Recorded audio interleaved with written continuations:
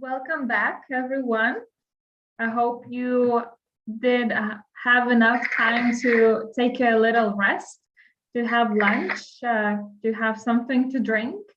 And now we are here back, and on the screen, you should see a list of the finalists. So that is Augusta Benušytė, Erikas Astrauskis, Roberta Petrilaitė, Nojus Ridzevičius. Welcome back, everyone. I hope you.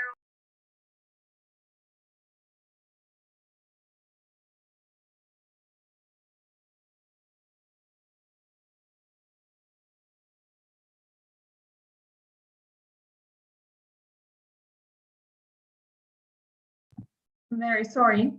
Okay, getting back to the list of finalists. So that is Nojus Ridzevičius, Greta Butkevičiūtė, Vincentas Žiedas, Gustė Židžiūnaitė, Greta Targa Madė.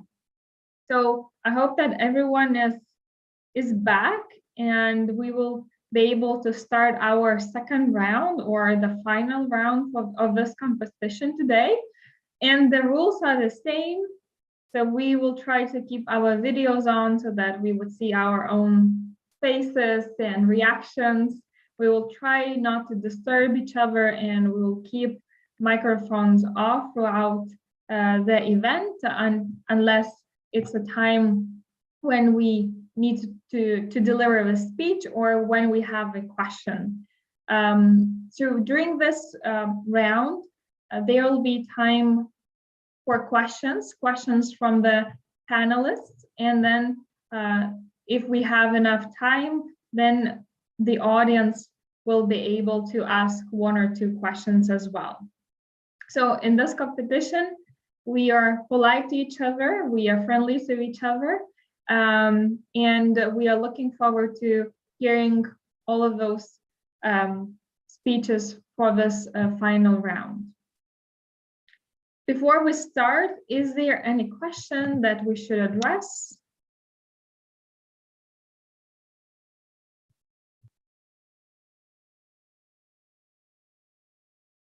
If there aren't any questions, then we can start with the first speaker. Again, the speakers today are in the random order. There's no particular order. And the first speaker is Augusta Benušytė. Are you there? Yes, I'm here. Okay, I'll stop sharing. Okay, so then the stage is yours, Augusta. All right. What is the difference between a hero and a fool? One is brave and the other is stupid, right? Well, contrary to popular belief, I would argue that they are actually almost exactly the same, except for one key difference. A fool, just as much as a hero, can be selfless, spontaneous, brave, and a hero can act foolish, reckless, and naive. Both of them stand out from the masses. Both do something no other person would do. The only difference is the outcome.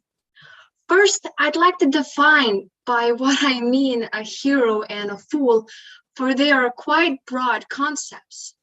Robert Downey Jr., better known as the Iron Man, has said that hero is not a noun, it's a verb, meaning a hero is not defined by their qualities, but by their efforts. They have to earn it. And the same goes for a fool. Both are labels that can be gained and lost as a consequence of an action. Now, we would naturally think that a heroic act is what makes a hero and a foolish act makes a fool. However, I would disagree. I believe both heroic and foolish acts share the same nature. Both demonstrate a disregard for rules and danger. Both can be bold and altruistic. Both dare to take a risk. Then why do we label them so differently? I would assume we all had encountered a situation where someone around us was bullied, mistreated, or even physically assaulted. We all had to make that decision to intervene or walk away as if nothing happened. However, I would assume that even if you choose to help a person out of the goodness of your heart, it doesn't make you a hero. There are two ways this encounter could go. You either succeed and win a fight for another, or you become their target too. In one of those scenarios, you were crowned a hero, and in the other, they called you a fool. And even though the action and the nature of it were identical, it was the outcome that determined your worth. So in reality, it's really success versus failure that separates a hero from a fool. Therefore, I believe there is a reason why in the majority of folk tales and other literature, our hero doesn't start off as noble, strong, and brave. He's usually considered an idiot by many people around him, and sometimes himself. We all heard tales about the third brother Jonas or Don Quixote, a gentleman enthralled with books about knights and dreaming of such adventures for himself. One of his great adventures was the war he waged against windmills, thinking of them as giants. His squire thought him utterly insane. But Don Quixote longed to do justice and protect the weaker ones and looked for any chance he could find to do so. He fought the windmills because he simply saw danger where no one else would have thought to look. And after all, that's one of the great advantages a hero could have, to expecting the unexpected. It's lucky mistake that often transforms one's future. To conclude, no matter how opposite a hero and a fool might seem at first, the only difference is luck. It's just luck. And that's exactly why we expect too much from our heroes. We idolize and worship them, view them as extraordinary and superior to us. But at the end of the day, they're nothing more than just fools that keep trying and got lucky. This isn't a sad thought, though. All it means is that any of us can become a hero, if only we're not afraid to be a fool. Thank you. Thank you, Augusta, for the speech. And now is the time for the questions. So first of all, I would like to ask the panel of judges if there are any questions.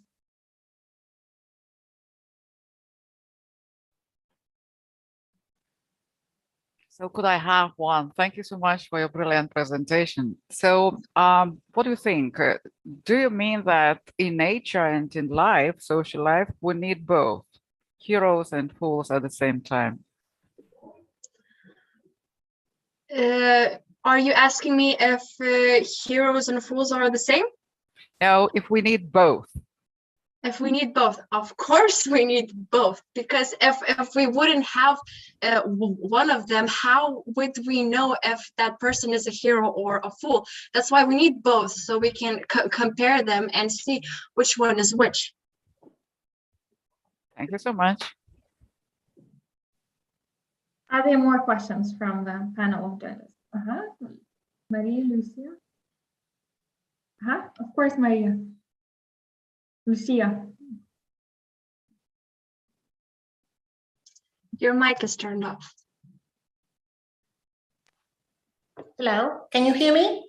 Yes, we can hear you. All right. So I have, so you said beautifully that it is, we should not expect the unexpected, and luck is the difference. Would you like to tell us more about this? Luck is the difference. Well, let's say if you're writing a test and both students worked hard, but one got a better grade than another, like at this point, it's just luck, I think. It doesn't mean that you're stupid. It's just, sometimes it happens. The stress or something just flies out of your head and you forget it. But that doesn't mean that you don't know. Yes, but at the same time, what makes a hero is his capacity to take risks. Yes, but a fool can take a risk as well. Uncalculated risk, then. Yes, uncalculated. I would agree with that. Certainly. All right. And so what would be, Beruti earlier to ask you the question, but what really makes the difference between the fool that becomes a hero and the pure hero by heart, the born hero? Maybe the intention at first. The intention, the goal of it, because a fool can just do it without even thinking it through. But a hero would see an opportunity, how he can help, or I don't know. Yeah, I think I'm gonna stop there. I'm sorry. No, it's okay. The true heroism is absolutely undramatic by definition, because you don't want to say, look, I'm a hero, I've done this, and I'm going to do that, I'm going to jump off the bridge to help this person. So heroism is very often undramatic. People who do things out of selflessness, altruism. All right. And I don't think that these the fools have these positive qualities of, selflessness and altruism. What do you think? I think you understood it way better than I. So this is your idea. So thank you. Anyway, sorry for, causing trouble. It's okay.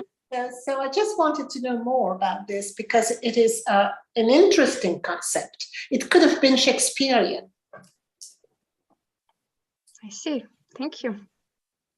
Are there more questions for Augusta? Okay. All right. Thank you, Augusta. Thank you.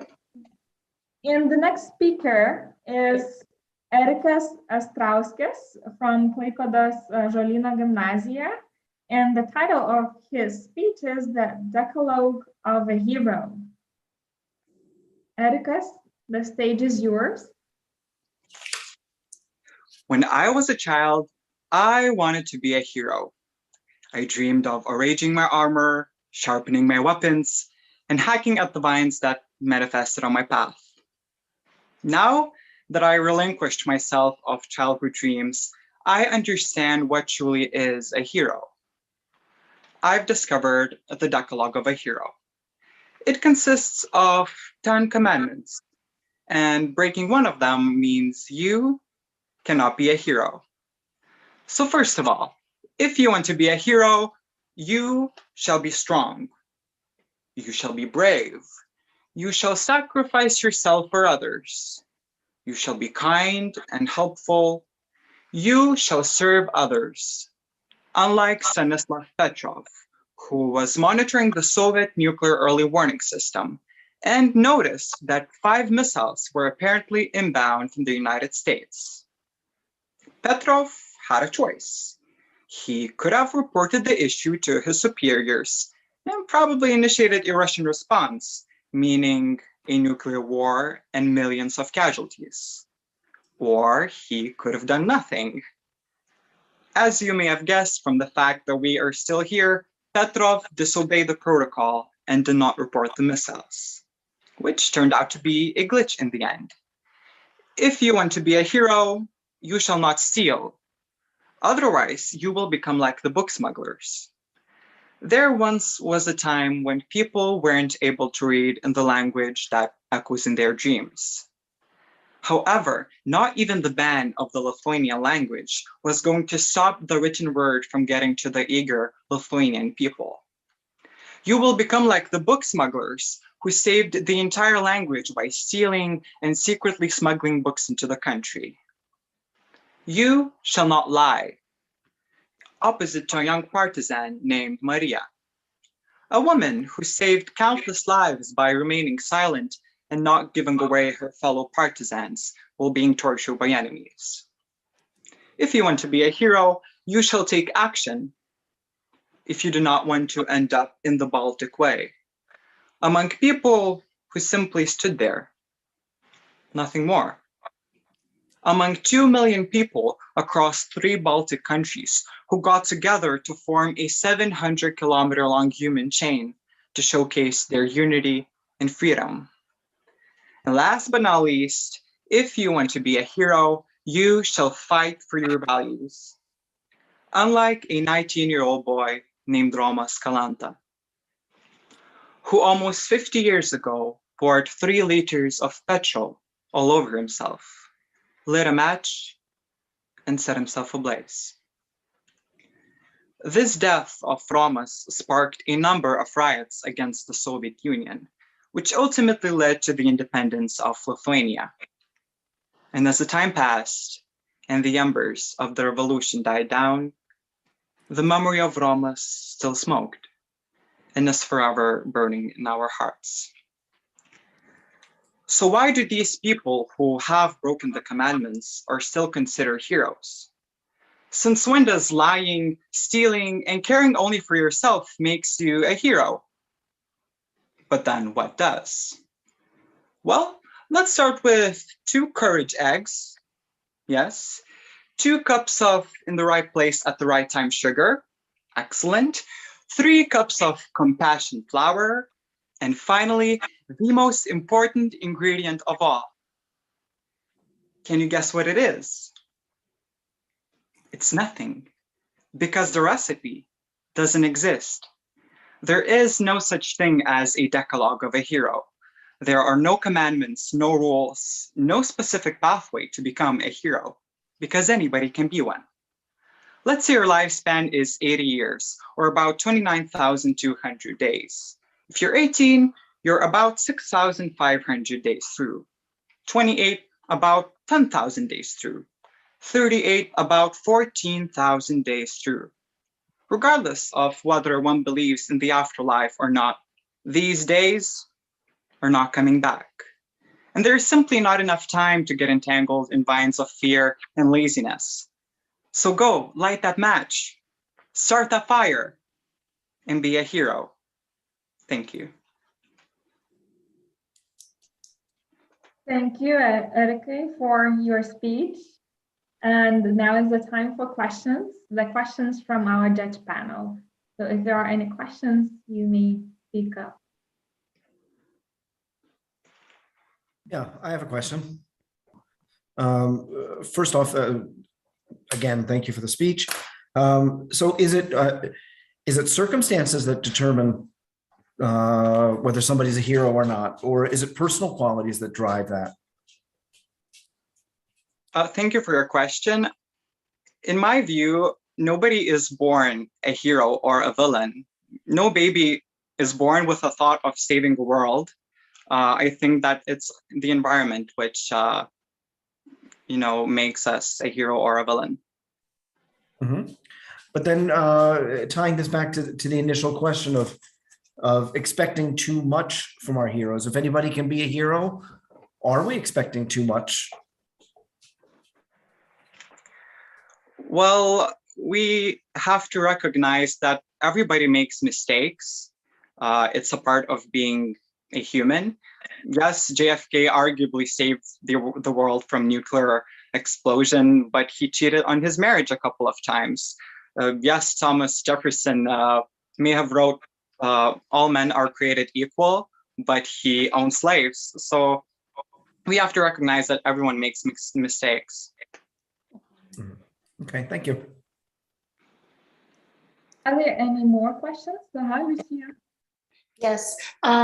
So you gave us a definition of a hero, saying that he must be strong and brave and everything. But do we expect, by and large, our heroes to have also beautiful souls? Well, I mentioned that one of the commandments is be kind. So I think that empathy and love for others is just as important as being a strong and, brave. Mm-hmm. But it means then you can bring psychological help to someone and be a hero. Yes, of course. Heroic acts aren't always, saving the world or saving a person from death, but they can be simple acts. Like, for example, a 6-year-old woman scraping off the gum of the gymnasium floor is still, I think, I would call that a heroic act. Yes, certainly. But when you use the word commandments in the Decalogue, when you use the word commandment, a commandment comes from somebody else. It doesn't come from your heart, does it? Well, this Decalogue is kind of a metaphor and an analogy for the real Decalogue, which consists of 10 commandments by God. Yeah. So in That's this version of the Decalogue, if you break the commandments, you wouldn't be a hero. Just as in the real Decalogue, if you break the commandments, you wouldn't go to heaven. But in real life, the Decalogue doesn't exist because nobody has given the commandments. All right. So we definitely agree there. Thank you. I have a question. It was very interesting and kind of strange when you say, okay, Thomas Jefferson wrote that all men are created equal, but at the same time he owned slaves, and that was a mistake. And the word that really upsets me is mistake. Like, Thomas Jefferson didn't stumble into the situation of owning slaves. It wasn't like an accidental thing that happened in his life, It was a perpetual thing that he himself acknowledged and supported. He had friends who owned slaves. There was slave abolition movements around the world, and he was certainly aware of them. And yet he chose the things that he chose. And I think that so how should we treat these heroic deeds when they write all men are created equal, but do not govern in that way, do not act in that way, do not live by the heroic message that they send out? Okay, so I understand you. I may have worded that. I think that we shouldn't idolize people because nobody is perfect. Everybody makes mistakes. Everybody makes bad choices, and they shouldn't be idolized.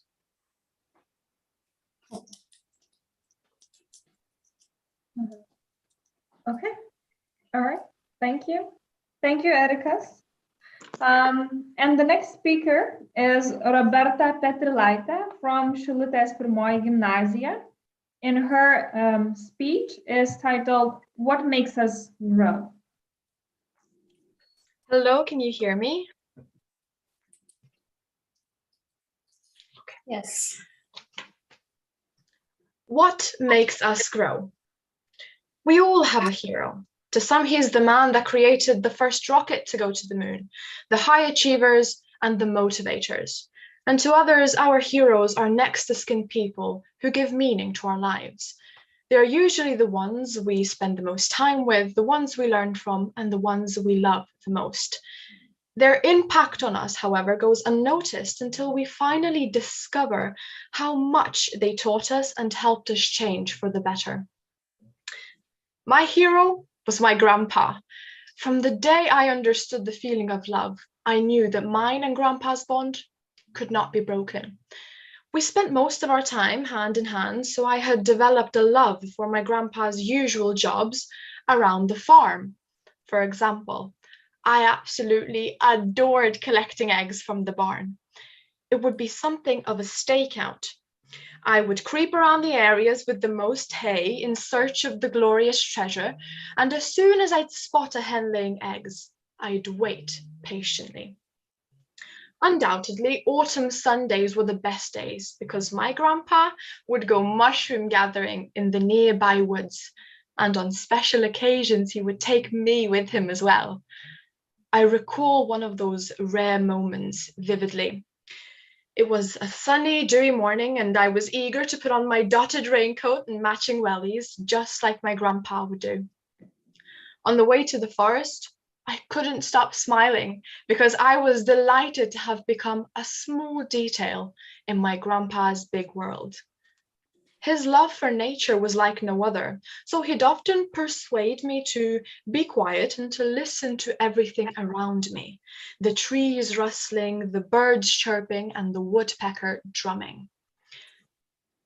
Then those words didn't seem significant, but it was later when I found myself lost in a fog that I finally understood the meaning of them. The moment my world turned upside down was when my grandpa was diagnosed with Alzheimer's disease. The understanding that it was only once in a blue moon that he would remember me caused the anguish I had never felt before. Therefore, at first, I harbored anger and frustration because it was how I channeled my pain. It broke my heart seeing Grandpa unaware of me, and I was lost as to what my days would look like without him. Only the memories of us fishing by the lake together or sitting quietly on the curb in the evenings warmed my heart and eased my suffering. Sometimes when he would recognize me, he would pat the sofa, signaling that I ought to come sit next to him. But as soon as I would, he'd always say that I'm in need of one of his homemade meals because I looked too thin. His jolly smile and his deep laughter would remind me of my old grandpa, and soon I was convinced that my hero had gone nowhere. I was quickly assured of this. See, one day Grandpa was resting in his armchair like usual, and I brought him some tea. Suddenly, the tip of his finger touched my hair, and this feeling must have brought him back to the old days when we'd sit outside on the bench placed right in the shade of the apple tree, and Grandpa would braid my hair. He'd gently pinch my cheeks until they became rosy and say that I looked like a princess from an old cartoon. As his eyes lit up, I could feel my smile growing and growing because it was as if I had experienced being together with my grandpa once again, even if it was just for a second. It was then that I understood what Grandpa had meant before. It's important to cherish every moment because it will pass in the blink of an eye and will never come back. Soon I was the one taking Grandpa by the hand as we wandered around the orchards, taking a whiff of every blossom. I even took him to do some fishing. I applied the knowledge I got from him when I was younger and baited the hook and cast the rod for him. I felt elevated because I had become my grandpa's hero. It was then that I found myself the happiest I had ever been, since my hero taught me to live life to the fullest and treasure each and every moment. So, sometimes without even expecting to receive anything from our heroes, we are gifted with everything that we need to grow and become heroes to others. Thank you. Thank you, Roberta. And do we have any questions for Roberta from our judge panel?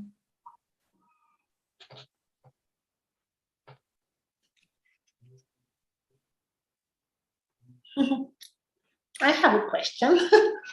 Can I? Yes, please. Yes. And by and large, in our society, do we have an urgent thirst for heroes? Thank you very much for your question. And I believe so, yes. Heroes are part of our everyday lives. Even if we don't know who they are, or we don't recognize them, they are here guiding us everywhere, every day. They shower us with support, and they give us the simplest of advice that helps us at the end reach our goals and achieve all of our aims. And therefore our society is filled with people with urges, with aims, goals and dreams, and heroes are the ones that make them happen. So definitely society has the urge for heroes. Thank you very much. I have one question, Roberta. Yes, please. I think we can all agree you're an exceptional storyteller, so really good job.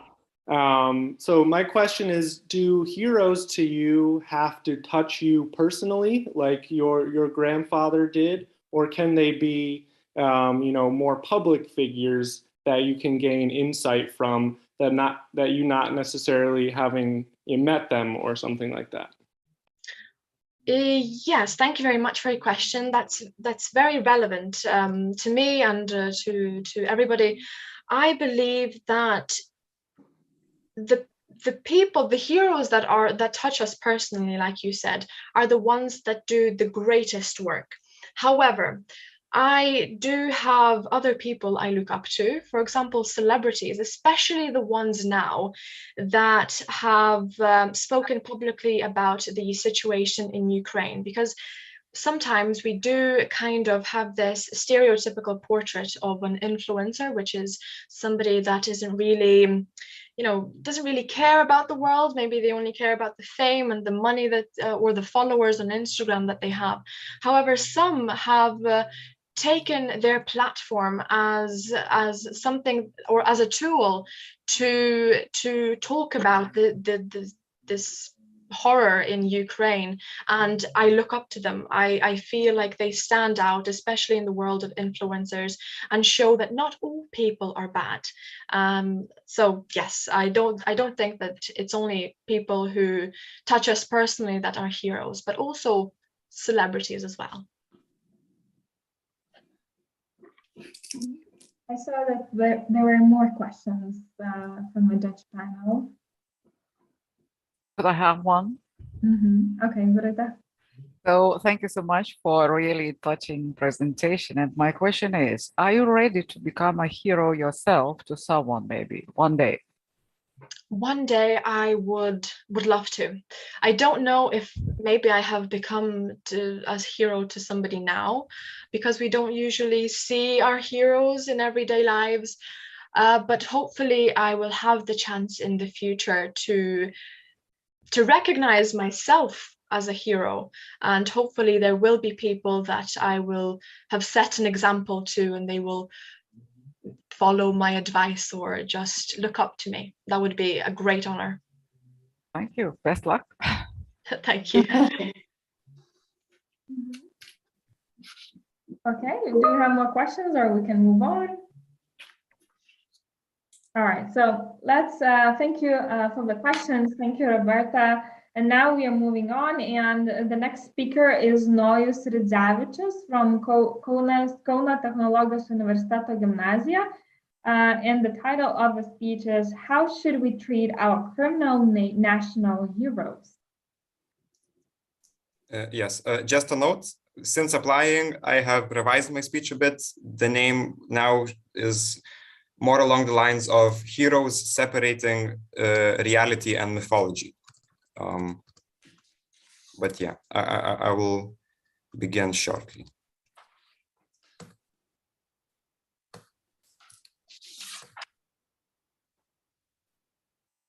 How do we define a hero?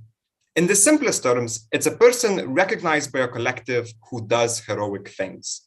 But how are we to judge a person who has acted in both exemplary and horrendous ways? And what sort of significance should the actual intentions and beliefs of the person we regard as a role model have? These are questions that many countries of the world, with communities of people with shared historic experience, have to deal with when talking about their national heroes. Because when we elevate someone to heroic status, our perception of their lives is wholly transformed. Precise biographies become elusive myths, and specific actions become symbols of liberation. In essence, these people are uprooted and extracted from reality and made into simple caricatures obedient to the whim of their author. They become vessels for ideology and building blocks for the preferred historical narrative. We must ask ourselves then, what purpose do said myths and symbols serve, and how should our expectations of heroes adapt? For Lithuanians, Jonas Noreika is a national hero. Several public institutions have been given the name of Noreika. He was even awarded the Order of the Cross of Vytis, the highest honor reserved for people who committed only the noblest of actions.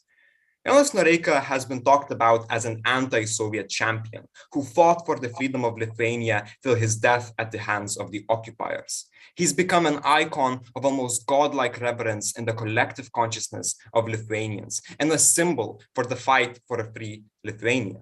Yet, what is ignored, downplayed, or even denied is his active participation in the Holocaust, the Jews and Roma that were killed under his supervision in the towns of Plungė, Šiauliai, and Telšiai. These are the people who are forgotten, whose names only show up in history books as mere statistics, a violent fact of a generation before. Yet, Noreika's name never goes unmentioned. His biography is known by all. It's presented almost in full, of course, the prettiest possible version of it. How can we forget a hero, right?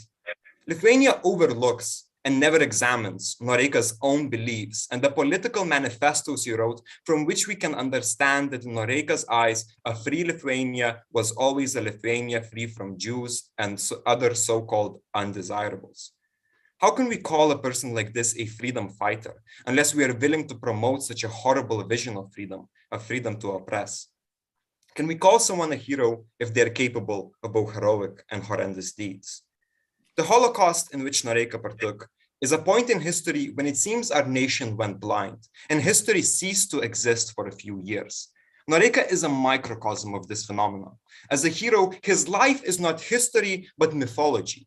And this myth is a means to an end, to tell a story about national liberation and erase all the less pretty parts out. However, erasures in history don't only happen to hide something horrendous. In the United States, there is a tradition of recuperating the identities and struggles of heroes fighting in the name of social justice. And sometimes this means that the parts that do not serve the main ideological premises of US society get cut out. One of my personal heroes, Martin Luther King Jr., has been given a great disservice in this matter. MLK is like no other figure in the US, both universally celebrated and painfully one-dimensional in the aforementioned mythology of icons. At one point, he was one of the most hated people in America, denounced by most as a radical extremist. But nowadays, it will be difficult to find a person who wouldn't claim MLK's legacy as their own. This, however, does not mean that the hatred disappeared, only that MLK has been morphed into something unrecognizable, an empty shell that cannot attract controversy.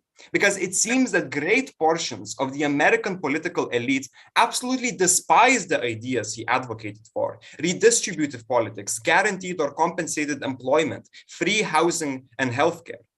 Still, when the US was once again confronted with issues of systemic racism after the killing of George Floyd sparked massive protests across the country, those who actively suppressed and denounced the protests would often invoke Martin Luther King's name. MLK's legacy as a non-violent activist has come to absorb any meaningful resistance to systemic violence imposed upon the Black people in America. The violent oppressor now invokes MLK's name to denounce the violence of the oppressed. MLK as a symbol has also become a means to an end. To have a symbol of racial justice without providing the substance of what racial justice really is.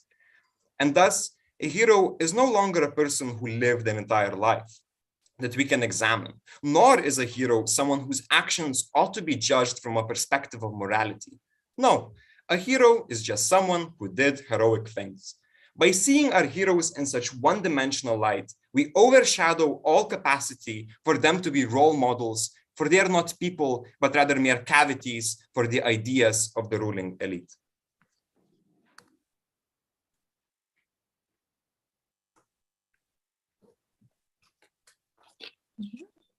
Thank you, Noyes.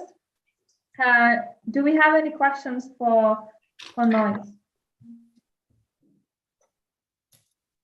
Oh, go ahead. Noyes, do you think, can you hear me, Noyes? Yeah. Yeah, do you think that the statues of criminal national heroes should be toppled off from their pedestals? That's a very important question, I think.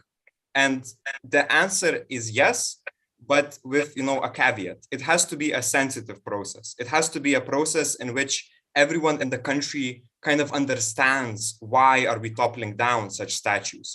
Because as I said, in the collective consciousness, for example, of Lithuanians, Jonas Noreika still exists as a particular image, as a particular character, a hero. And if we just come and topple down the statues for him, it's not necessarily going to change that perception that was already inbuilt.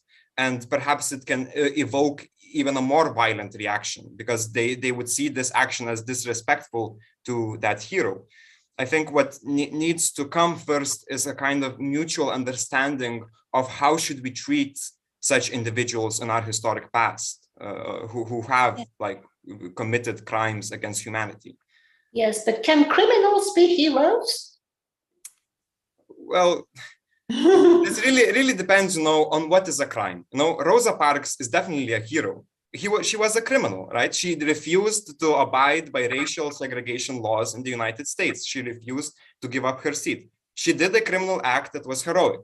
Jonas Noreika, on the other hand, well, he did heroic acts against the Soviets, but he also committed crimes against humanity. And I think these are the different types of crimes we are talking about and different kinds of weighings we have to do. For Rosa Parks, it was civil disobedience. Civil disobedience, not crime. Well, she was persecuted. She was brought to jail for that action. So yeah, but that was for civil disobedience, wasn't it? Yeah, but anyway. Civil Okay. It's okay. I have a question. It was a very interesting, insightful speech, first of all. And it reminded me of this quote when people say one man's terrorist is the other man's freedom fighter. To what extent do you think those quotes could be applicable to criminal heroes about who you were talking?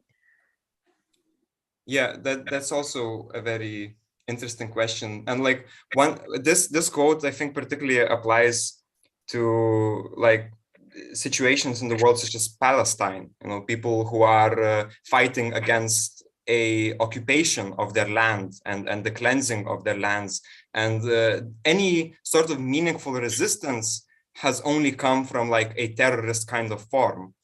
And I think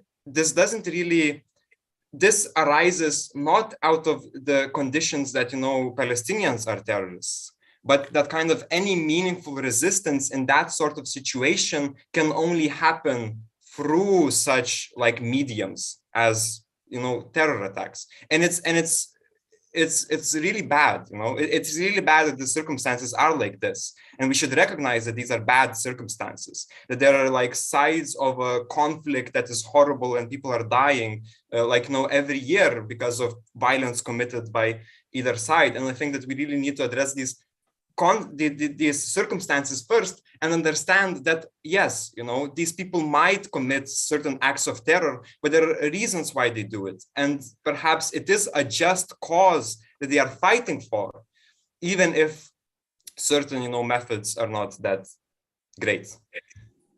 Okay, so you're suggesting that it's moral to sometimes define them as heroes.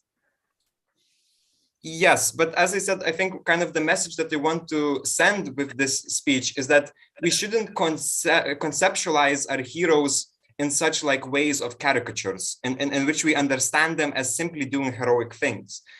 We should more understand the kind of places they come from that put them in situations where their actions might be perceived heroic or as criminal.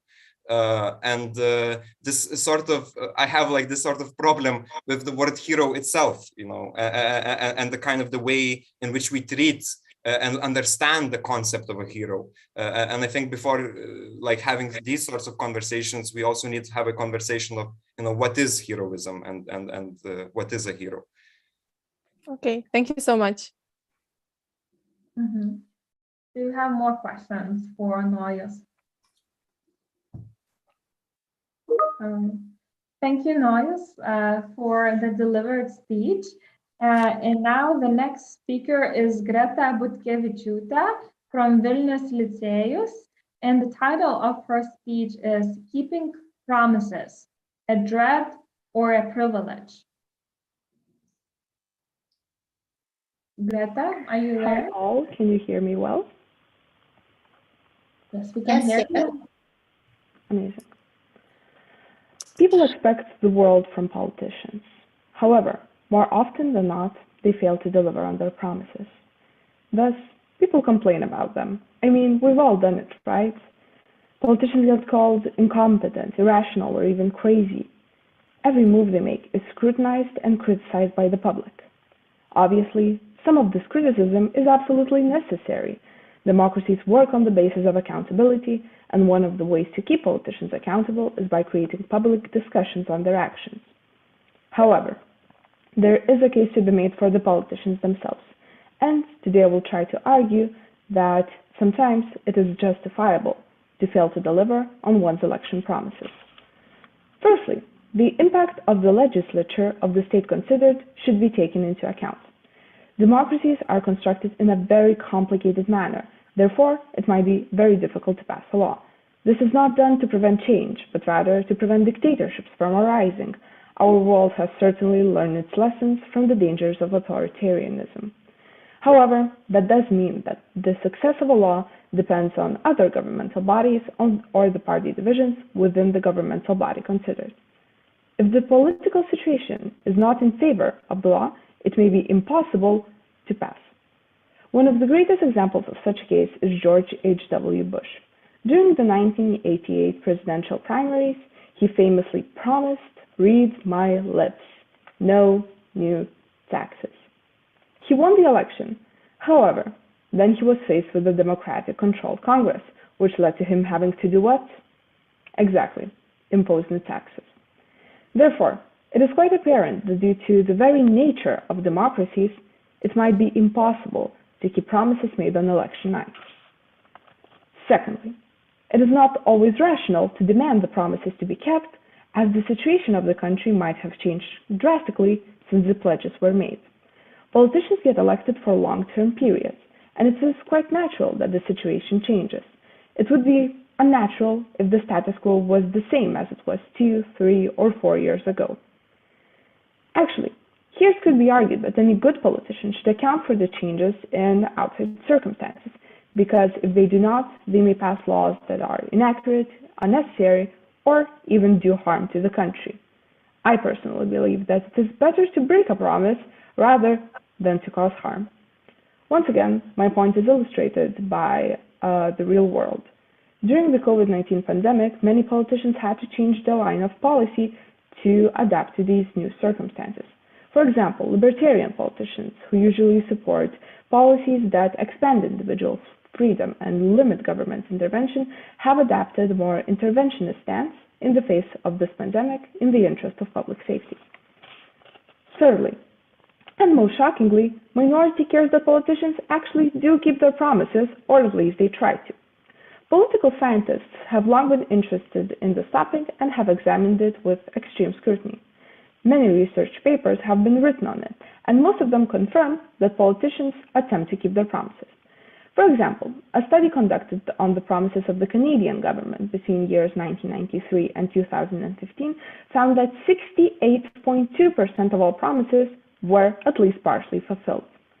Therefore, if one wants to criticize one's government with validation, not only circumstances that impact the law should be considered, but the bigger picture as well. It is important to not get distracted by one or two promises that might not have been fulfilled. To conclude, politicians face a lot of criticism regarding the extent to which they keep their promises. That is not always reasonable. Obviously, some critique is necessary. Democracies rely on accountability. Obviously, not all promises will be kept, and the politicians should face consequences for their actions. However, if outside circumstances and the full picture is not considered when evaluating politicians and their ability to keep their promises, their claims will be simply questionable. Remember, politicians want to keep their promises. It is in their direct interest to do so, but they are faced with many variables that may prevent that. Keeping promises is not a dread, it is a privilege. And it is the one kind of privilege I truly hope that politicians have more of. Thank you, Greta. And questions for Greta? Can I ask a question? Yes, of course. Greta? Thank you. My question is there a heroic way to break a promise for a politician? What's the right way to break a promise and do it heroically? Well, once again, I would like to bring in the example of libertarian politicians. They usually stand for policies that ban government intervention. But I think it is quite heroic to give up one's ideology in the interest of public safety and agree to policies such as the Opportunity Pass in Lithuania, which is definitely a very interventionist policy, which the Liberal Party actually did propose. Thus, I think that's quite a heroic way to break election promises. Okay, but that sounds drastic. What's a heroic way of doing it? Like that seems to be saying that the thing is heroic, but how? What's the method? I don't really understand your point here. Could you elaborate a bit on that? Because I do believe it is heroic to do something and just disregard one's policy to help people. Therefore, I think making such a drastic move is heroic. Okay, thank you. Other questions from the judge panel? Yes. Yep. Why do we expect so much from our heroes? Greta? Well, obviously we idolize our heroes. We believe that they will be able to do anything. And with we make them to be godlike. And we expect from godlike figures to be able to do everything. And those high expectations are quite natural. When one looks up to someone, they quite naturally want them to be their best, as it means that they have chosen a good role model. Therefore, I think it is quite natural that we expect a lot from the people we look up to. Yeah, but the question is, why do we expect too much from Why do we expect too much? Yeah, I might have missed that word. Well, because every one of us is human. I think this point has been made in a lot of speeches today, but it is human to fail. It is human to make mistakes. It is human to do something that is not right or even immoral, because things happen and circumstances push to such actions. Therefore, I think it is just a problem of those expectations not being realistic. And if we look up to humans, those humans will make mistakes. Therefore, our expectations will naturally be too much. Thank you. Thank you. Thank you, Greta. You had a question, right?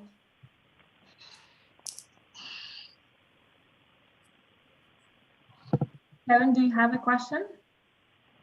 I think I can hold my question. That's fine. Thanks. Okay. All right. Thank you, Greta. Thank you thank you for all the questions. So then let's move, and the next speaker is Vincentas Žiedas from Klaipeda Stasio Šimkaus Konservatorija, and the title of his speech is Crumbling Iconostasis. The name of my speech is Crumbling Iconostasis. Iconostasis being this wall of icons that you might see in an Orthodox church.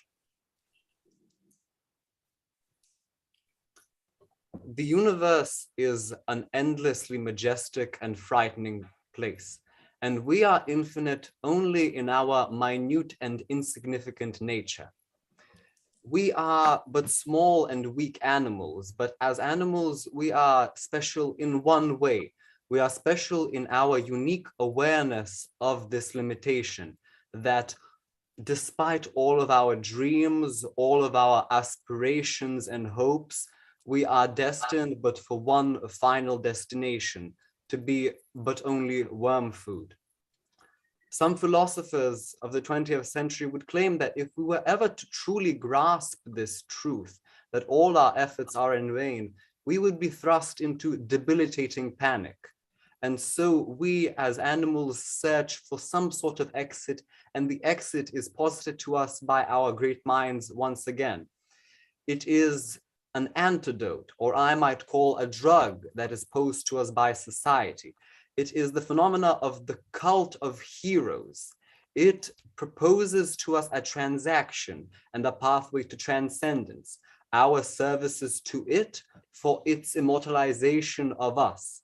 We do great deeds in its name, we become heroes or prophets or wise men or warriors, and we shall be made of stone. We shall be statues, we shall be golden icons. But of course, whenever we come closer to this glittering iconostasis, we see that it is infested with insidious rot, that even this gold is subject to rust, that in truth, this transaction is but with another creature. It is the creature of society itself that seeks to further itself and that fears death itself, and so wants to absorb us into it as little cells in order to further itself. This lie and betrayal is especially hurtful to us whenever we see our heroes as, in any sense, as at all human. Whenever we see this, we realize that their immortality is but false, that there is no escape from it. That is why we react so absolutely negatively to any moral compromising whatsoever of our characters, of our heroes. It reveals to us that this promise is false.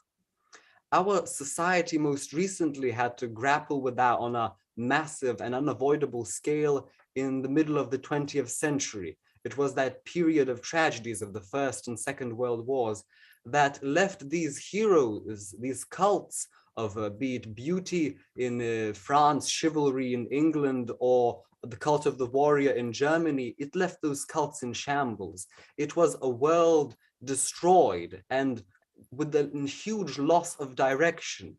The authors that came out of that moment, of the likes of Camus, of Kafka, I would say even Orwell came in that vein, that presented a totally different worldview, with no easy answers, with no promises of transaction, just a cruel absurdity to our existence. It seemed that there were no options, especially in the more academical writings of Ernest Becker. We see all of these cults denied, as be they lies or be they disappointments. But there was one exit posited to us. It was not a pleasant one. It was absurdism. It was the acceptance of the absurdity of the world, that there is a pathway to acceptance of this fact of our own mortality without some some attempt to accede into immortality, that we may somehow find beauty and find solace in the world having assigned absolutely no significance to us whatsoever. It mayhaps might just be the growing up of humans as a species from the center of the world to but a bystander, observing its beauty, but not trying to take it for ourselves, realizing that we are of no significance, but that is not in itself cause for despair. Thank you. Thank you, Vincentas. And now the time for questions. Do we have any questions from the panel?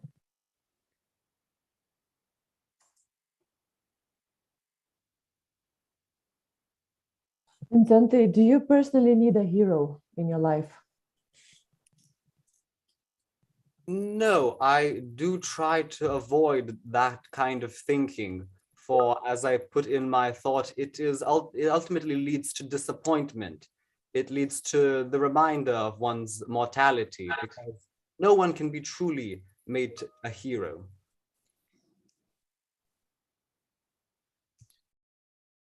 Vincentus, I have a question. Do you think your perspective is optimistic or pessimistic?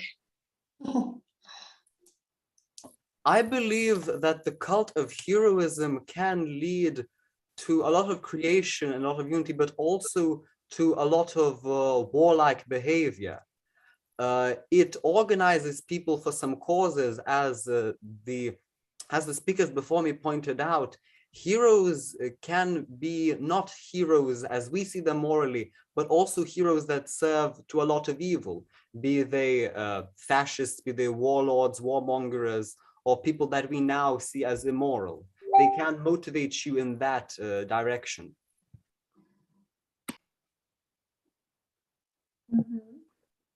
I suppose it would be the only pure heroism, the heroism that comes from within and that seeks only to motivate you to continue as a creature without trying to oppress anyone else in order to extend yourself. So would you say you're both optimistic and pessimistic? It's pessimistic in the sense that it denies all that is given to us by society, and so it denies society itself. Society cannot function without heroes, because that is the logical machine by which it continues to exist. I name society as a creature in its own right. It is a machine of these thoughts of heroism and rights and duties. In that sense, it is very pessimistic, but I believe that actually it is a pathway to optimism, that heroism can only live within, and it cannot at all connect you with the outside world, but it can give you some happiness. Thank you.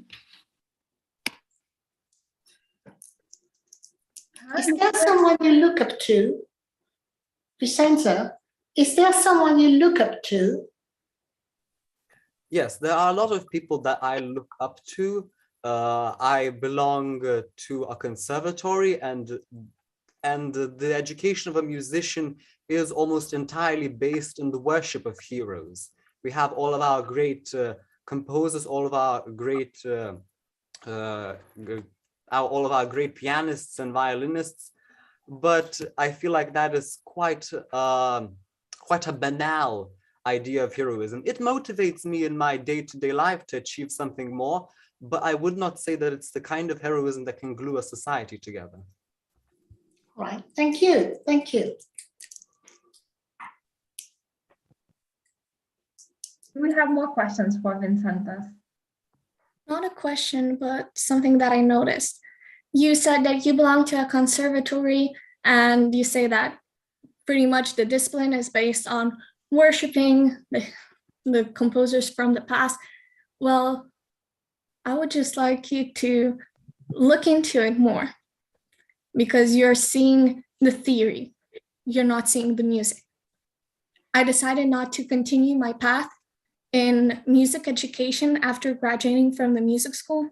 I decided not to attend the conservatory just because people fail to see that music is not just a strict line that you need to follow. It's the emotion. It's like a sea. You cannot control it. So maybe try to stop controlling everything, because I noticed in your speech too, you're probably a really perfectionist in your day-to-day life. Try letting go and feeling the emotion. It will actually help you, because your speech was really monotonic, as I noticed. You lack feeling.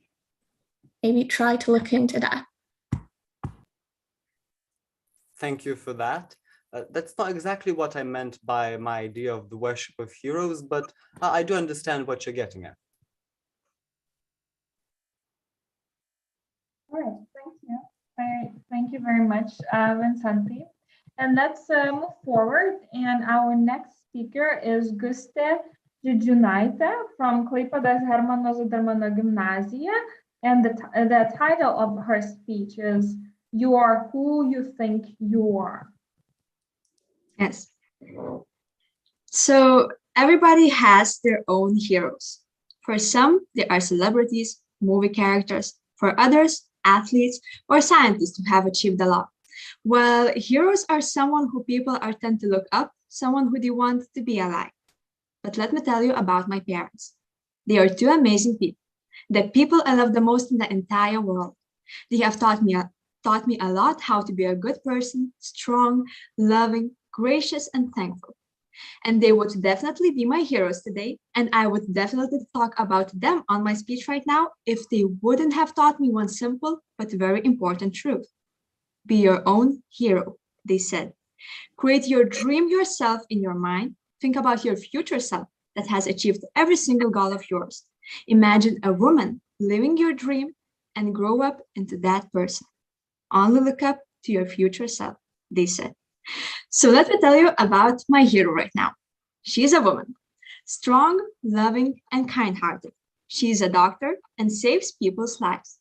She's an altruist, has a huge impact on others, never doubts herself, never lets herself down. She spreads positivity and with her work, make the world a better place. And she is very happy. So that is my hero. The only trick there is that my hero lives 10 years in the future. And my hero is my future self. But my parents did not only raise a little childish girl that believes in fairy tales. What they did is actually a psychology trick. We, humans, are tend to be called the smartest creatures in the world. But our minds, they can be tricked so easily. So my parents taught me to trick my mind, to tell myself that I already have the best qualities that a person could possibly have. And since I was little, they told me to repeat myself those affirmations each day. I am strong. I am wealthy. I am healthy. I am kind. I care about others. I care about myself. I work hard. I achieve. I believe and I become whoever I want. And even though sometimes those affirmations might be a lie, I still repeat them because you are who you believe you are. And even preparing for this speech, I wasn't feeling strong. I wasn't confident about it. But my dad, he came into the scene once again and he said, "You go, girl. Rome wasn't built in a day, so neither are you. But people building Rome always saw what it would become one day. You also have to look up to your hero, look up to your future self, and work for it." So that is who I chase. I expect a lot from my hero, but that keeps me motivated. That keeps me going. But every once in a while, I still get those doubts. I still get those hesitations. What will I do if I do not achieve it all? If I do not succeed in everything I work for? But then I understood. In this case, I will at least have no regrets that I did not do it all, that I didn't work hard enough. And of course, I will come across some bumps on the road, but I only have to be flexible then and not give up. And at the end of the day, when you think about it, it's not about the destination, it's about the journey. So positive thinking is a powerful thinking. That's the key. Make sure your thoughts match what you desire. If you want happiness, fulfillment, inner peace, and success, you already have to think that you already have the power to achieve all of those things. And then even the universe will help you because you are who you believe you are. So I do not think I expect too much from my hero. Heroes are someone who we admire for many reasons, many qualities that we think are commendable, that we would die for to have. And having a hero, having a clear vision, unconsciously makes us chase it. It makes us become someone closer to them. And the more we expect from our hero, the better version of ourselves we're going to become. So expect as much as possible from your hero, but most importantly, chase the hero. Thank you. Thank you, Gustav. And again, the time for questions from the judge panel. Do you have any questions? Christina. Yes, thank you. Thank you, Gustav. It was really impressive and motivating. So do you believe we should always trust our intuition? And maybe you could give us some examples of how this in your life. Yes, I think that we always know the answers, maybe not in our head, but in our heart, we always know what we should do. And sometimes, especially these days, we forget, and we forget to listen to our heart. We only try to think everything logically, how we should solve the problem. But the answer is always in our intuition. We always have the answer. We just have to find a way to hear it. So I do think that intuition is very important. Thank you so much. Yes, I share the same idea. That's why from you. Thank you. Thank you. Okay, I also have a question. So there is a great variety of heroes, real life heroes, fictional heroes, heroes on stage, heroes on screen. And my question is, do they have something in common? All these heroes, do they have something in common? Mm-hmm. Yes, I think every hero has a power to inspire others in some kind of way, whether it's to help others or to just spread positivity or to fight for your dream or anything else. I think every hero has the power to inspire others. And I think that's what they all have in common. Okay, thank you. Hmm. Can I ask a question as well? Yes, of course. Can you speculate why people become disappointed in their heroes? Mm-hmm. That's a good question. Yeah, that's a very good question. I think maybe they become too disappointed because they think that heroes have to listen to what they say. They think that if they expected something from their hero, the hero must do it.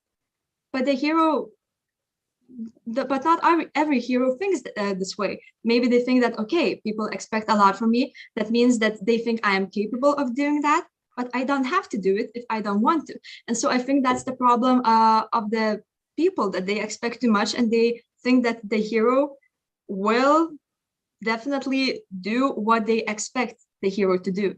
So I think that the people shouldn't think that their expectations will definitely come to reality. So that would be my answer. Thank you. Mm-hmm. So why? So it's a follow-up question. So why do some people hold higher standards for heroes? Why? Because they are humans after all, aren't they?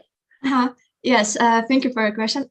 But I do really think that it's very nice that people have high standards because they do trust their heroes. They think that the heroes are strong, capable, and they can achieve it. They do really believe in their heroes. And I think that's a good thing, that we expect a lot, because that shows our heroes that we trust them, that we think they are capable of achieving what we think they should achieve. Yeah, but what makes their strengths is their weaknesses, right? As human beings. Yes, probably. I think that most heroes are very open. They share their positive, but also the negative sides. And so the people have a clear vision of them. So yeah, I think that heroes are very strong. Thank you. Thank you. Thank you. Thank you for the questions, and thank you, Gustav, for your speech.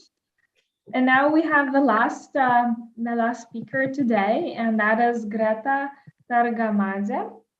And she's from Klaipeda's Vytauto Didžiojo Gymnasija, and the title of her speech is "My Hero and His Respectable Yet Hated Individuality." Thank you for the introduction.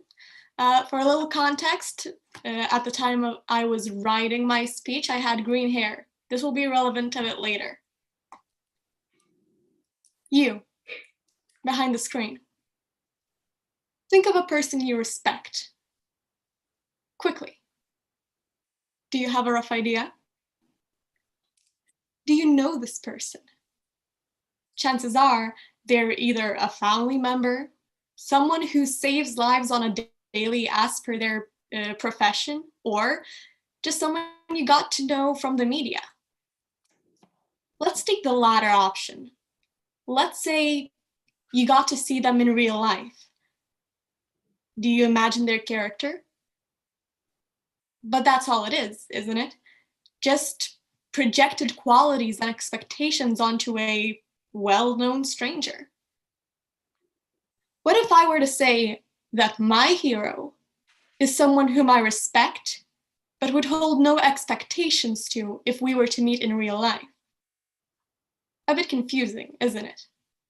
Well, it all kind of makes sense once you hear that I respect the 15th century's Italian philosopher, Niccolo Machiavelli.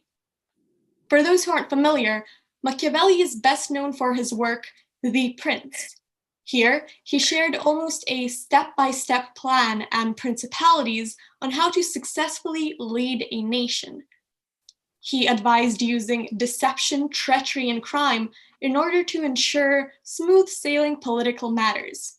He even promoted and excused any deeds of violence a ruler used, as long as it's beneficial for the country. Now, I do want to preface that I in no way support this type of ruling. After all, none of the ruled would. Like many others, my perfect utopia would be a free nation without a leading tyrant controlling and restricting their subjects. But I must admit, I find his ideas fascinating. Just the thought of the weight such publications hold, instructing how one should go about leading and making a nation out of a barren, untamed land. He also promotes disregarding moral and ethical values to find the optimal solution in any political choice. Machiavelli is respected by many, with his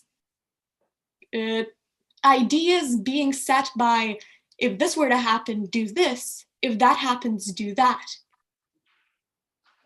Only by reading Machiavelli's Principalities could I really get to respect him and develop contempt for him.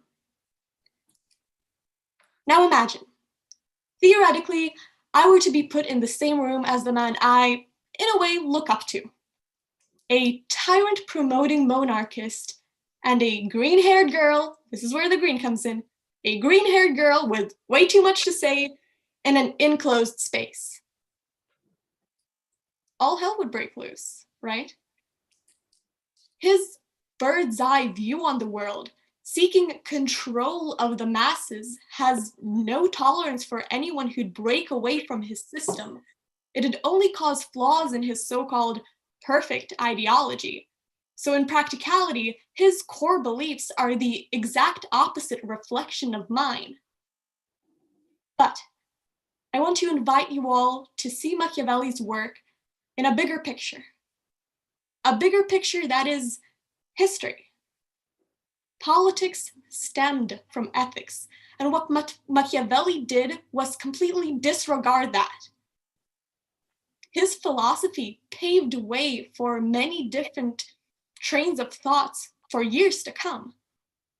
In a similar way, you have to really see the value of his work by separating the philosophical ideas from their context, the philosopher from the philosophy, but with that, the art from the artist. Similarly, I think that a hero could be respected in one aspect, but completely disregarded in the next. As would I support Machiavelli's work and in relation him, but I could never expect an ounce of compassion from him if we were to theoretically meet in real life. So we shouldn't expect too much from our heroes. Thank you. Thank you, Greta. And now the time for questions comes in. Do we have any question for Greta? First of all, let's start maybe with the judge panel.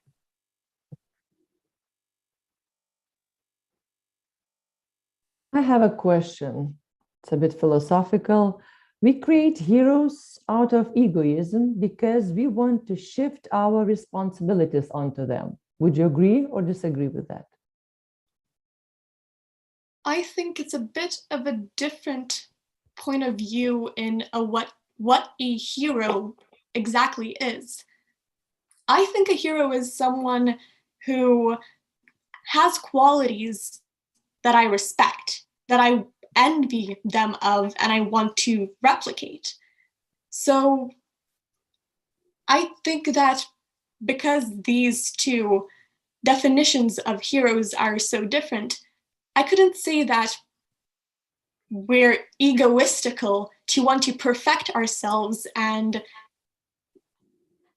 see the pluses and pros in heroes. Thank you.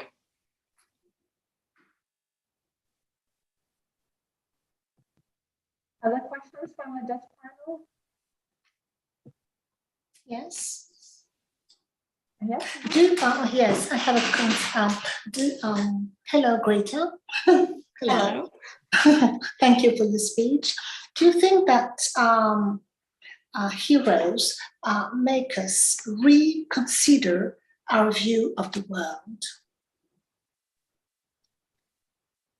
I think some do. If we take today's events in consideration, I know this is used a lot right now in discussions, but Ukraine's president really showed another side of the story for many by being a beacon of heroism in his country. So in that way, yes, I do think that some changed their perspective because of him, but also some heroes just are there to symbolize goodness for others and what they want to be. So that doesn't necessarily have to mean that they should change their line of thought. Thank you for the question. Thank you. Thank you. Other questions? Yeah, I have a question. So the example of Machiavelli really reminded me of this another person, Sergei Nechayev, revolutionary from Russia from the 19th century. And it's kind of a polar opposite of Machiavelli, because when you speak of Machiavelli and using these really violent means to uphold institutions of power, Sergei Nechayev was a revolutionary who was fighting against institutions of power, but was also, I will just read a quote of his, and perhaps it would be interesting to hear your reaction to it. The revolutionary is a doomed man. He has no private interests, no affairs, sentiments, ties, property, nor even a name of his own. His entire being is devoured by one purpose, one thought, one passion, the revolution. Heart and soul, not merely by word, but by deed. He has severed every link with the social order and with the entire civilized world, with the laws, good manners, convention, and morality of that world. He is its merciless enemy and continues to inhabit it with only one purpose, to destroy it. So, to sum up all of this, and correct me if I'm wrong, of course, is that if a person has a purpose to revolutionize something, as in this case, a nation, they disregard every other aspect of life, correct? In a way, I do think that that's quite similar to what Machiavelli did, because he did not care about anything else apart from his one goal to successfully lead a nation.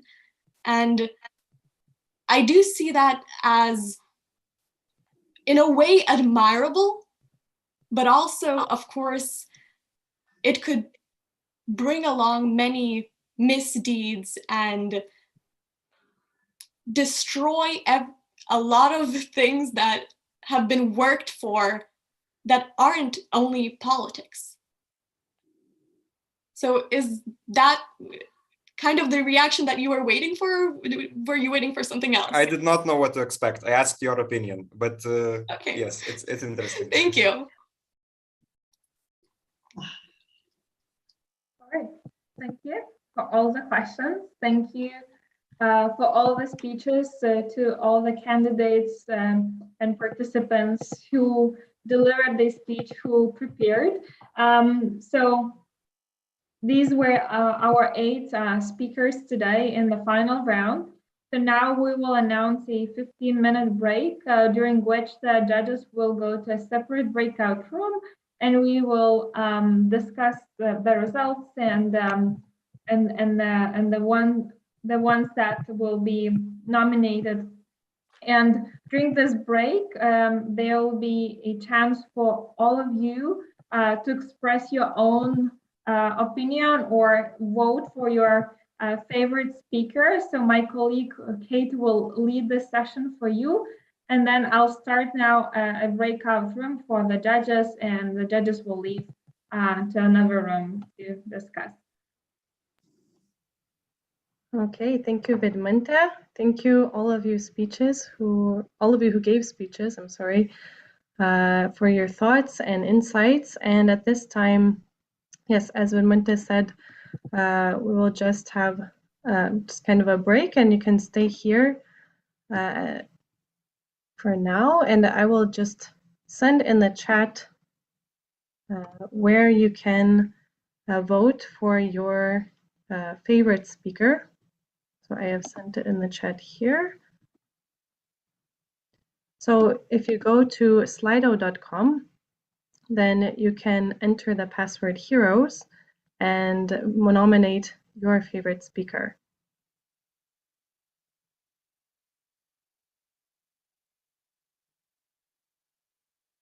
While you are doing that, I will just get something else ready for us.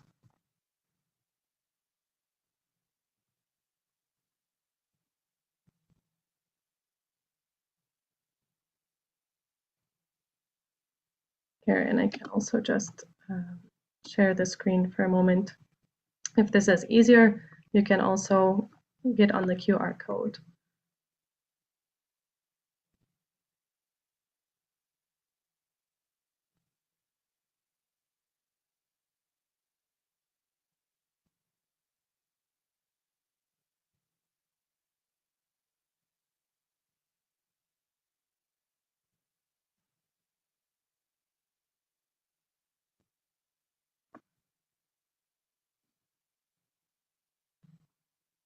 Just 1 second.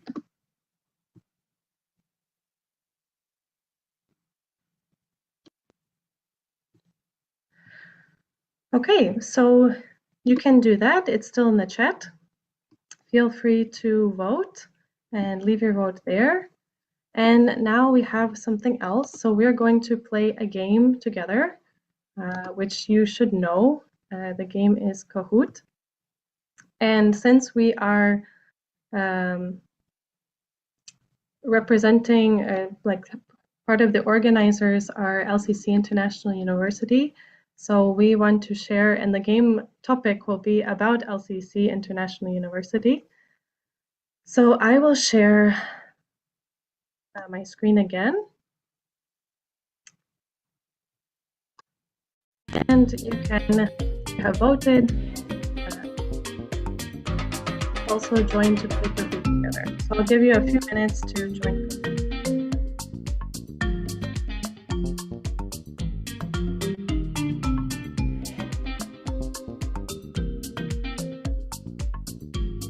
So you all are very ready to join very quick.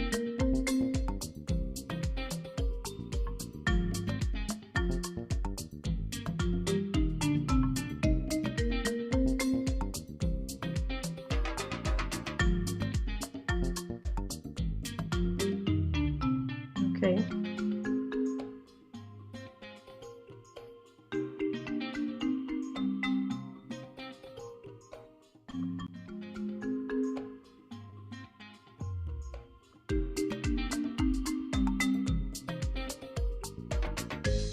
And can you see the code screen? You just let me know if it's working.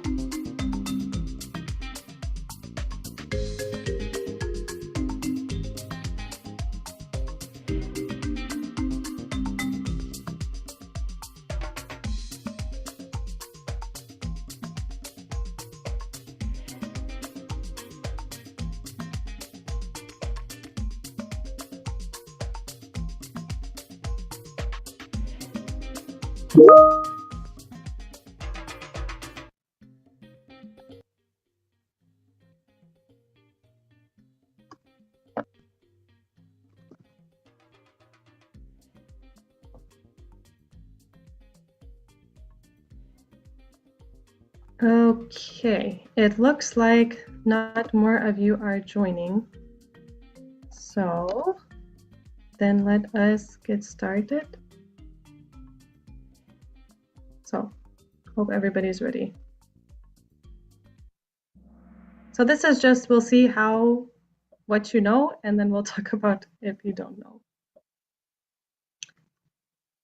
So the first question is, LCC is located in, is it Kaunas, Kansas City, Klaipeda, or Kiel?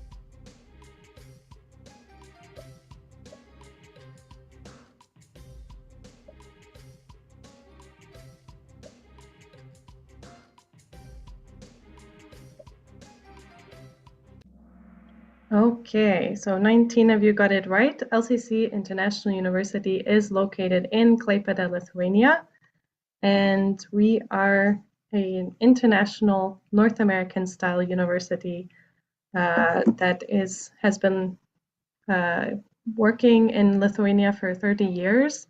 This is a jubilee year for us, I guess you could say, and yes, we are in Klaipeda. So I guess we'll give more facts a bit later. I don't want to give anything away at this moment. Okay, so for now, Gabriela is in the first place. And just so you know, we are competing for a prize. So who guesses the right answers? The most right answers, they will be sent a prize after the competition. Okay, next question. Our study model is best described as performing arts, free arts, or liberal arts.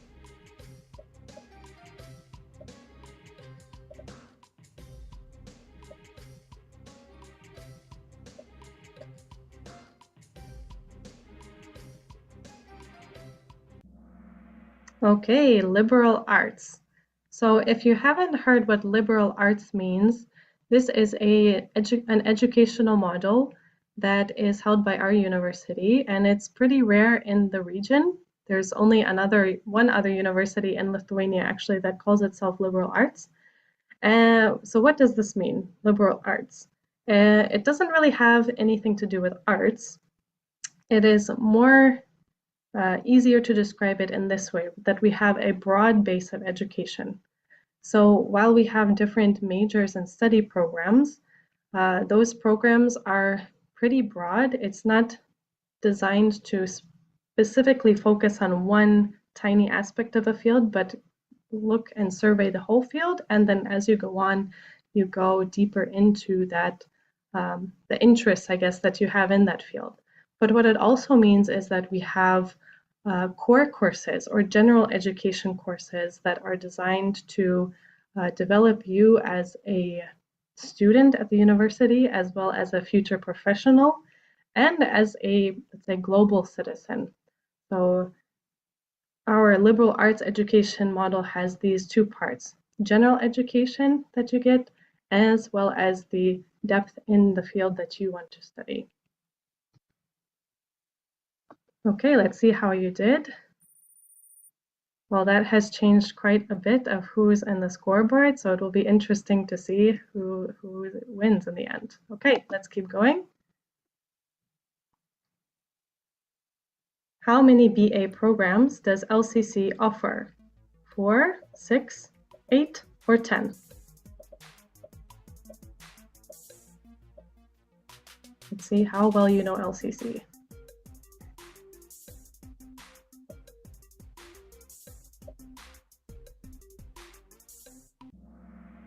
So we have 6 bachelor's programs that once you graduate from high school, you can start studying in these bachelor's programs. Those programs are business administration, contemporary communications, international relations and development, psychology, English language and literature, and theology. So as I mentioned before, the field themselves are quite broad, but then you can kind of focus in on what is more interesting for you in the field, or most interesting, I should say. But yes, we have 6 programs. Now that might sound like that's not that many, but LCC itself is quite a small university, and we try to keep ourselves on a smaller scale so that we can be a close community and get to know the students. So everybody knows each other by first name, and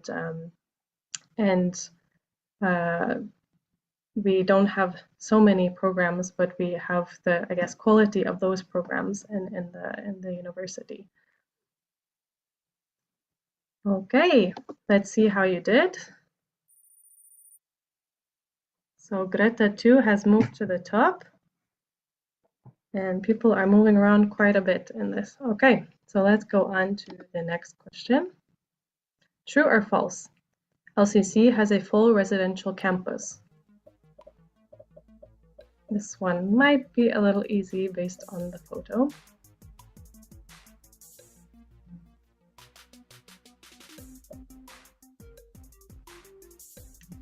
Okay, 3, 2, 1. All right, so it is true. As you could see in that photo, we do have a full residential campus. We have residential halls that students live in, as well as a sports center, which has a sports hall, as well as a fitness room, and there's a cafeteria for students to eat during the day. And then we have the academic building where all administrative offices are, as well as all the classrooms and all events take place. Maybe not all events, we have other events that happen in residence halls as well, but all of this is in one location in Klaipeda and on this campus. Okay, so whoever is Mikolukas, you have gotten back to the top. So let's see who goes next. So what is the name of the mascot of our basketball team? Is it tigers, bears, sharks, or moose?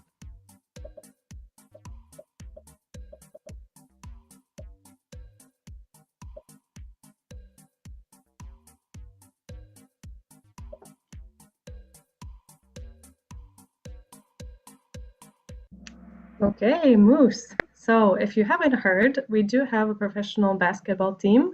We have a team for both men and women. And the teams themselves, since LCC is international, they're quite international too. And our mascot is Moose.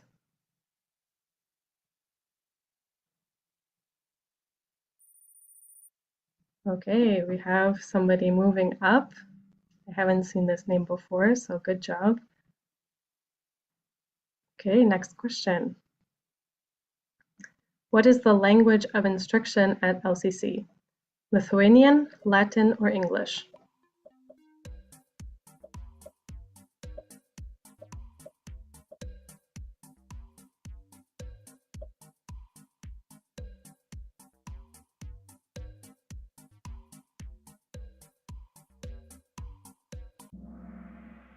It is English. Unfortunately, we do not have instruction in Latin, and everybody does take a class in Lithuanian, but the language of instruction generally is English. All classes besides that take place in English. This is done on purpose. Part of the fact is that we are North American style education, and many of our professors come from North America. But we also see English as an important global language, and it is quite an asset to your future if you study in this language. So that is another reason why it's in English. Okay, let's go to the next question, or let's see, I guess, who's on the scoreboard. Greta is back up. Okay, you guys are moving around really quickly in this, so it'll be interesting to win. Question 7. GPA, or the grades in which subjects, is counted towards your admission score. So here are the options. So when you're applying to LCC, we look at certain grades from these subjects.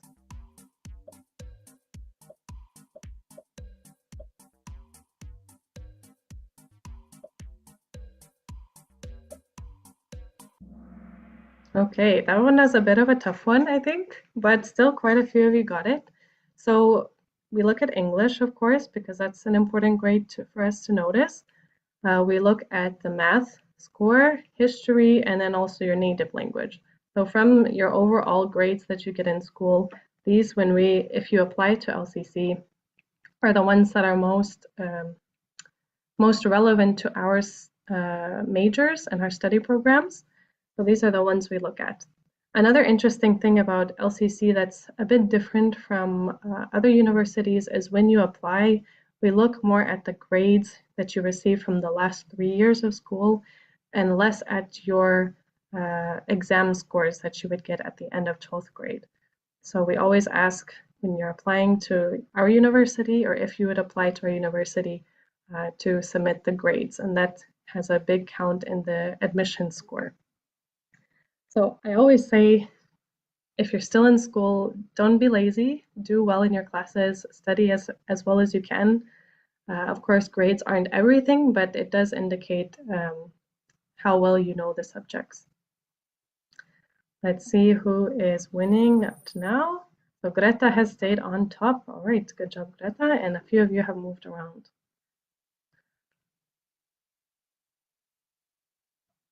What is PRIME? This is a program at LCC. It's a process integrated modeling environment, prerequisite intensive module in English, priority improved management effort, or partnerships and reform in mathematics education. What do you think?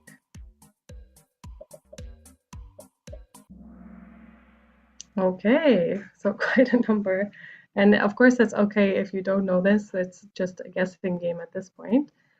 So PRIME is a program that we have for people who they want to study at LCC, but their English language level is not as strong as it should be to succeed in LCC.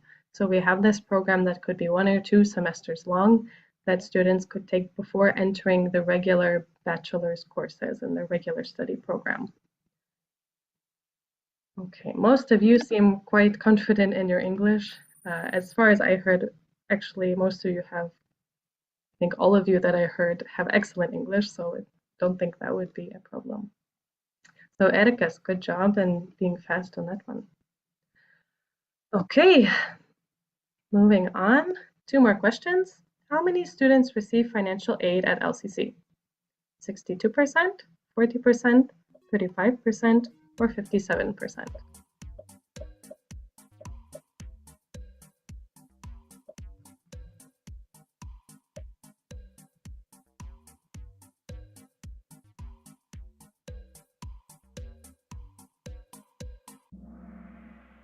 Okay, 62% actually. So we have LCC, I should say, first of all, is a private institution. So there is a tuition cost, but we do strive to keep our education as affordable as possible because we believe that education has an important impact to future, not only of students, but of our country and the world. So we have various kinds of scholarships and financial aid, and those scholarships or financial aid could range from 10% discount from tuition to 100%, and 62% of our students do receive some kind of financial aid. There's a myth, I guess, that private education or education at a private university isn't affordable, but we do want to break that myth and say we are here to make it affordable and assist people who are interested and want to get that education. It's kind of a collaboration, I guess, on both sides, on the student and on LCC side. So Erikas is still first, Greta is second, and RM, the mysterious, is in third. Okay. Last question and your last chance to get the first place. When is the closest deadline to submit your BA application for this fall? Is it June, May, April, or March 15th?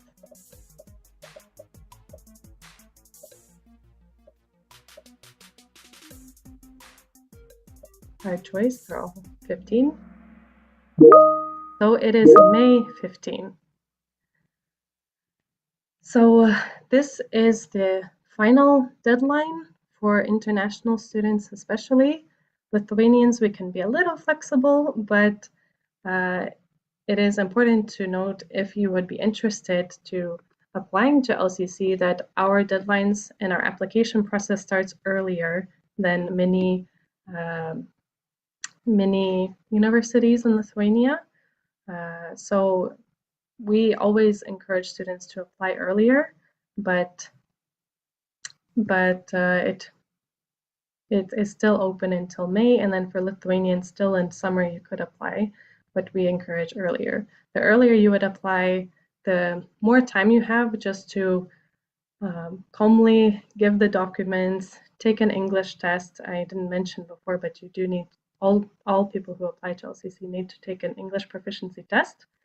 And so it does give more time to take the test, gives more time to apply for financial aid, and the financial aid as well. The deadline to submit financial aid is May 15th. So the earlier you apply, the more financial aid available as well. Probably you're waiting for me to stop talking though and see who are the winners. So let's see. So in third place, we have Greta 2. In second place, we have the other Greta. And in first place, we have Erikas. So congratulations to you three. Erikas, then we will get in touch with you. And I'm assuming, please correct me if I'm wrong, that this is Erikas who was speaking in the competition. Am I correct? Yes. Okay, not somebody who's joining on YouTube. Okay, so then we will send you a prize for winning this Kahoot. And I do want to remind you, or actually let me just ask, who is Greta 1 and who is Greta 2? I'm Greta 2. Okay. And I'm Greta 1. Okay, so we have two Gretas here. All right, so thank you for participating, and we will be sending prizes your way after this competition, and maybe it wouldn't be right after the competition, but in the next upcoming weeks you can expect that, with a certificate of participation and so on. All right, so we are still waiting for our judges. Let me just check on them. we still have time that we can vote for the most popular, or not most popular, your favorite speaker. So please do vote on slido.com.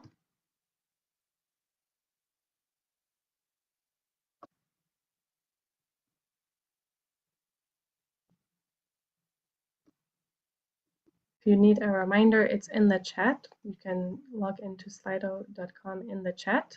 So far, we have 58 votes. So if you have not voted, then please do so.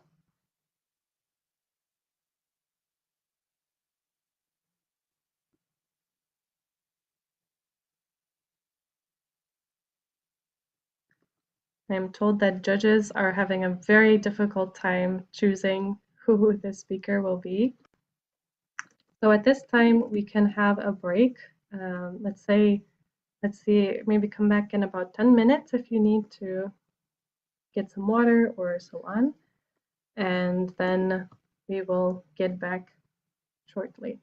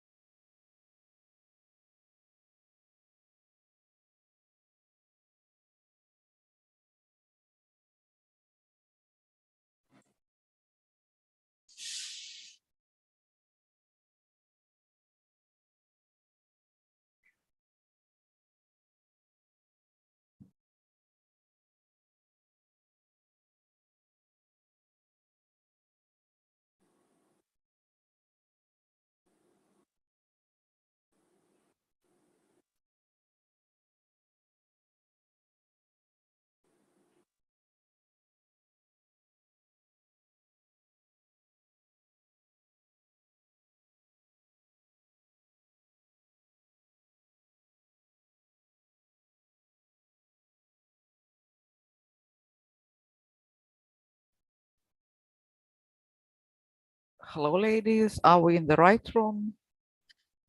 What we say?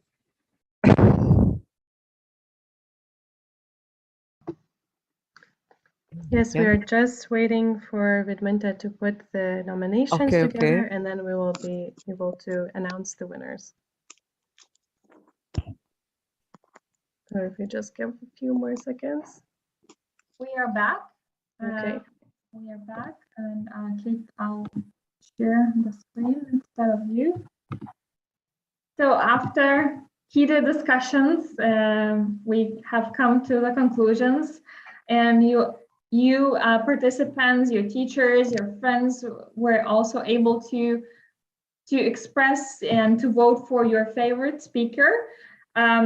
So soon we will see those names here.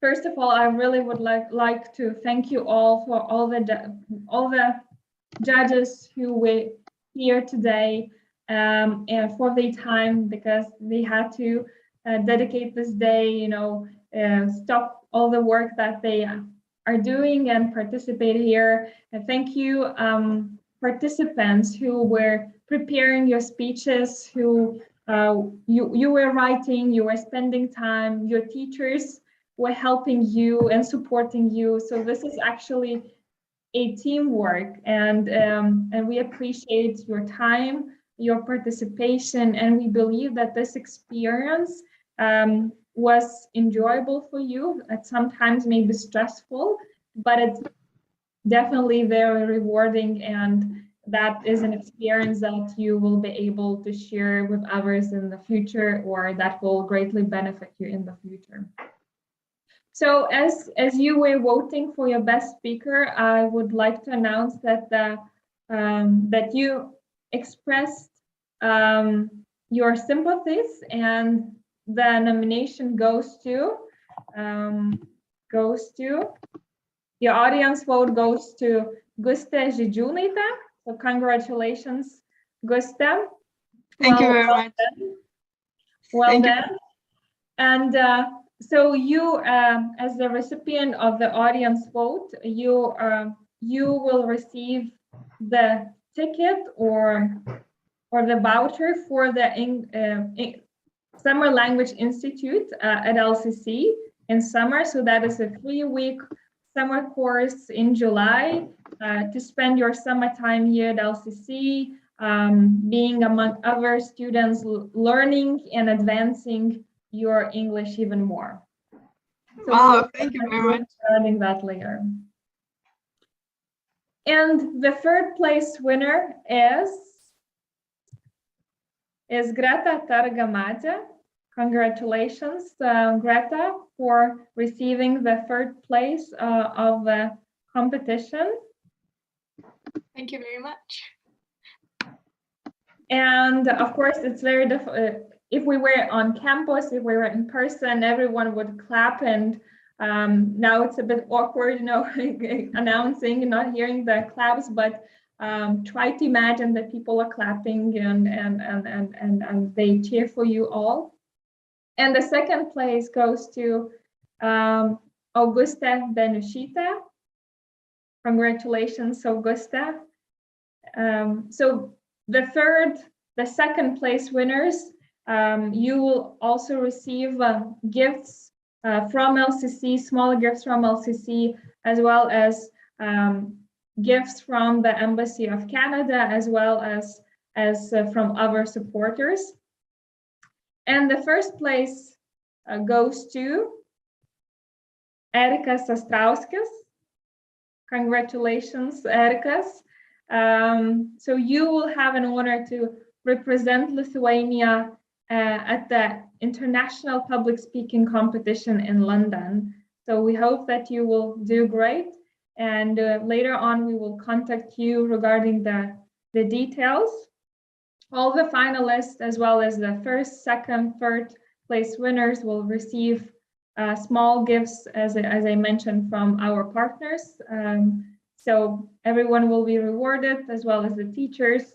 So thank you for participating all. And now I would like to give the stage for our judges. I think the judges might give you might have some comments or feedback that might be helpful for you in the international competition.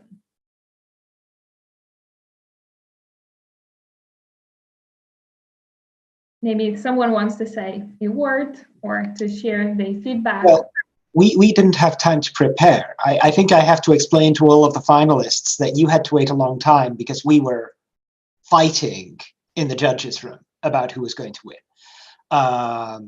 It took a lot of work to get down to 4. It took more work to get down to 3, and then we had trouble counting. But we are, I think, all very happy. Yeah, it has been a long day, and some of you have approached this topic with more levity, and some of you have approached it with a lot of hard emotion.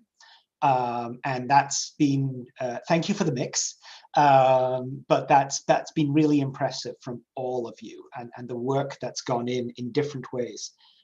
If I can offer the things that I noticed, I think from sort of our top 3, for each of you, you tended to have a good, strong start and a hook, and you brought it down with a solid conclusion. Like, if one key thing was, if I knew that it was the end of the speech without you having to say thank you. And so if you go back and think about those speeches and how those were presented, and it wasn't only those 3, but that's something that I really have on my scribbled notes, solid conclusion in a couple of places. I note that, and that's how it comes running out to things. I think, I know, because I listened to it, that other judges will probably have other comments that they want to share. But I will say to all of you, congratulations. And congratulations to the people who didn't make it to the finalists, because it was hard coming out of our heats to get down to 2. Everybody who's participated today has spent not just today, but weeks getting, I think, maybe some of you wrote it last night. The ones of you who wrote it last night and still made it look like you'd worked on it for weeks, congratulations on that. But I'll let the other judges get a word in edgeways too. I think what stood out to me among the top 3, and obviously a few more of you, was your exceptional command of the audience. I thought you did a really good job of bringing us in to tell your story and to say what you had to say. And like Richard said, I think you started off strong and you ended strong, and that was very, very notable. And I think it will, especially, for Erica, be very helpful for you going on to the international competition in London, which I want to say congratulations to you on that. And overall, amazing job. And like Richard said, again, it was a very good mix of, intellect and emotion and storytelling. So this whole day was a lot of fun for me, at least I could say.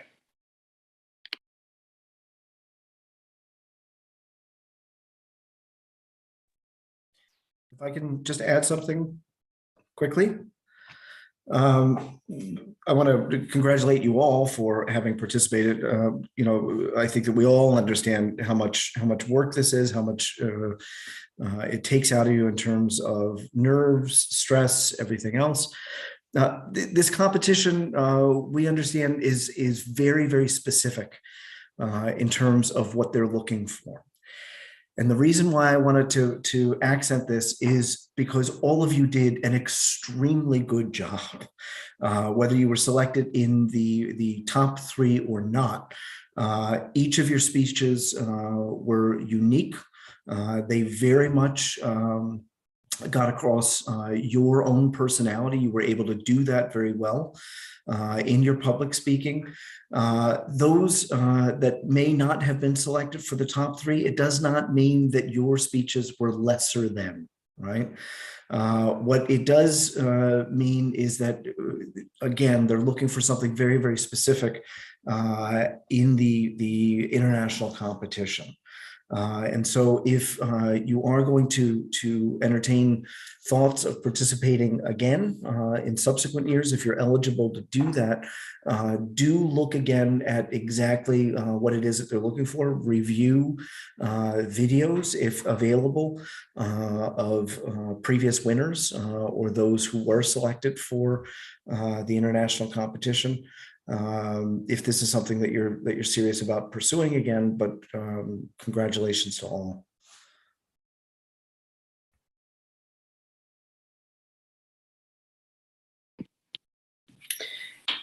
Yeah, hello everyone. I echo what has said before me. I mean, it's so impressive to summon the courage to get up and speak in a language that is not your first language, and deliver a speech to a bunch of people you don't know. So that takes a lot, and you all did it extremely, extremely well. It was very impressive. I learned a lot today, actually, and so any day that I learn something new is a good day. So thank you for that. And I would reiterate what Kevin just said, that you know, there were some. We all kind of had a little bit of a tough time, both in the first round and the second round, deciding, because I think we were all pulled into certain speeches that really resonated with each one of us. But when it came down to it, there's like the guidelines for the contest. And so some of you, I think, if it was a slightly different contest, maybe the winners would have been totally different, because there was really such a good display of speech and storytelling, and really provocative ideas, things that were inspirational. So congratulations to everyone, and thanks again for a great day.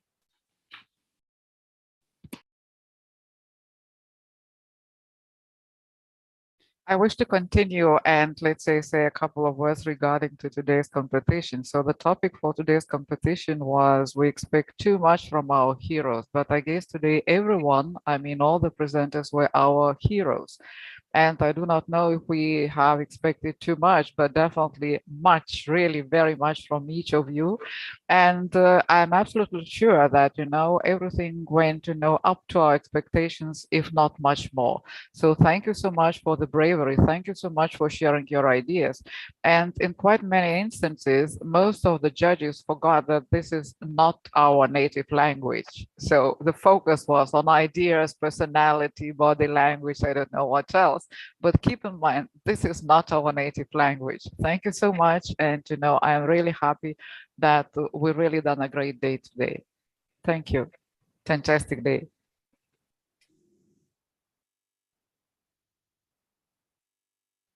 So can I say a few words? Yes, of course. Yeah, so I would like to congratulate all the participants and all the people who are behind this competition.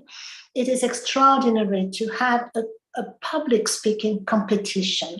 And it is, you know, a competition is made of heroes.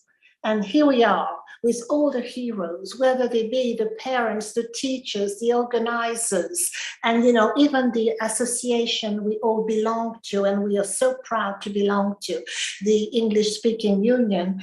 And as Biruta said, I'm not a native speaker. I speak, my native language is French.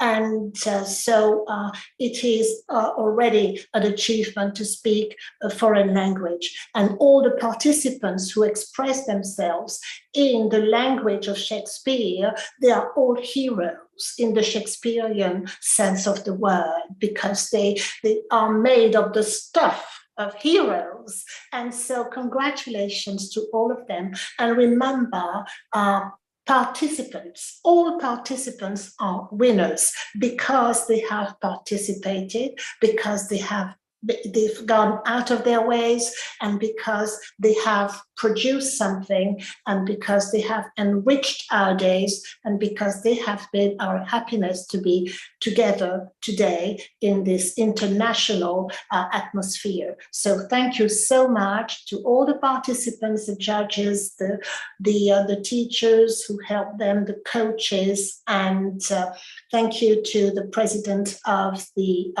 English-speaking Union, Lithuania, to the university and all the sponsors. And it is a wonderful event. And so thank you.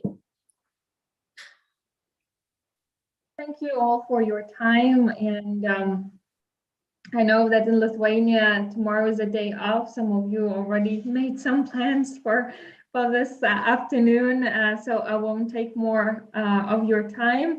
Again, thank you for your time. We really appreciate all your work. And on Monday, when we get back to work, we will send you follow-up emails. We will want to get your addresses so that we could send you a small gift for judges and for participants and for your teachers. So if you have any questions, shoot us an email and we will be able to answer them, your questions or concerns on Monday. So, but now let's go and relax, breathe, and enjoy our longer weekend. Have a great day and okay, thank you. Stay in touch. Bye. Bye. Thank you very much. Bye. Peaceful weekend. Thank you. Bye. Thank you, thank you, thank you. Thank you. Bye-bye, Biruti. I'll make a call later on, okay? I still Okay, have a bye. lecture in half an hour, so. Okay, bye. Thank you. And okay, thank you so much to everyone. Thank you for participating. It has been a great day. Thanks so much and all the best. Bye-bye. Okay, Thank bye. you.